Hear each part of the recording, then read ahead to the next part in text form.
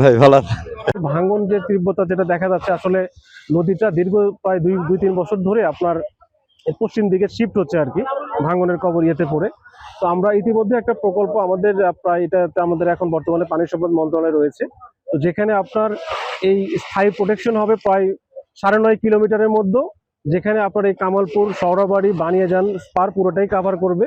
এবং এই যে সৌরাবাড়ি এবং বানিয়াজান যে স্পার দুইটা, এটাকে আমরা আবার আগের মতো স্ট্রেন্থেনিং করব, যাতে আমরা যে অবস্থা ছিল সেই অবস্থায় ফিরে নিয়ে আসবো বা ওর থেকে আরো শক্তিশালী করব, যাতে ভাঙনটাকে স্থায়ীভাবে রোধ করা যায়। আর এখন আপাতত আমরা যতটুকু প্রয়োজন হবে বা তার থেকে ইয়ে করে আমরা জিও ব্যাগ, জিও টিউব পেলে এটা যাতে ফার্দার আর ভাঙন না হতে পারে সেটা ব্যবস্থা নিচ্ছি। এবং পাশাপাশি আমাদের আরেকটা বড় কম্পোনেন্ট আছে যে আমাদের একটা ড্রেজিং হবে এখানে।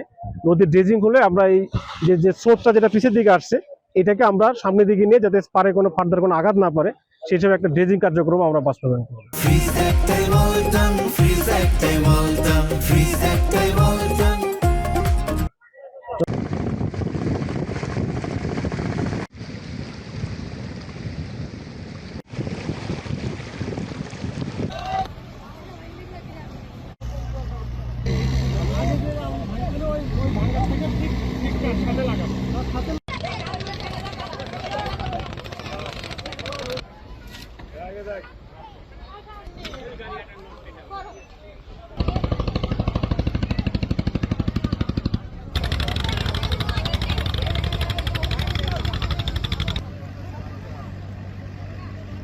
ভাই ভালো আছেন?